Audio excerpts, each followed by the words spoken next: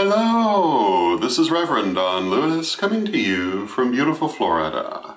And first, let me tell you that the winner of last week's viewer's favorite question was Defense from Draconum Blade. Congratulations, Draconum Blade. And Draconum's question, Defense, had to do with whether it's appropriate to use magic to defend your family and loved ones. Now, starting this week, we have a question from Magenta. And it is rather similar in certain ways to the question from Draconum Blade, Defense. Magenta's question is this. She has read how some people will use cooking as a magical exercise, how they will focus energy into the food in order to bless it with love and peace and so forth. And her question is, firstly, can you use food in a magical manner this way, as a conveyor of a blessing? And second, is it appropriate to do so when people don't necessarily realize they're receiving a blessing from eating it? And my first answer is yes, it's absolutely possible. And at least at one time we had a class on this at witchschool.com. I think we probably still do. And it talked not only about the ways that you can infuse food with energy, but also how you can use different magical herbs as ingredients and the effect that these will have. What I would say to this first is that food by its nature has an effect on everyone who eats it, and it's being infused with energy whether you're doing it intentionally or not. Whatever is going on while you're cooking, that's going to be going into the food too. It will be picking up these energies.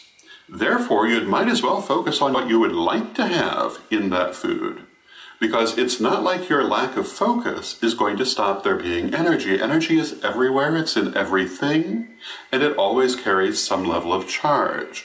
Most commonly, it's a very muddy charge, not particularly focused. And when we cleanse negative energy, this is usually what we're trying to cleanse. It isn't that there's some horrible, evil, oogie-boogie energy that we're trying to cleanse out of everything, though certainly sometimes that can be a thing. Most commonly, it's unfocused energy, which is just kind of muddy and messes everything up. When you are not focused in things you're doing, you are probably going to have that kind of charge. When you can be focused in a particular direction, you will change the charge. So if you focus on love and blessing and peace and so forth when you're cooking, then what you're doing is not imparting a charge to food that would otherwise not be charged, but rather controlling the process by which it's absorbing the energy anyway. So I would say that it's very appropriate to try to focus that energy into a good positive direction, because there will be energy there whether you have focused it or not. And I also am a great believer in the idea that giving a person a blessing is never a bad thing. And it's not like you're trying to force them into a direction they wouldn't want to go. Almost everybody almost always wants a blessing.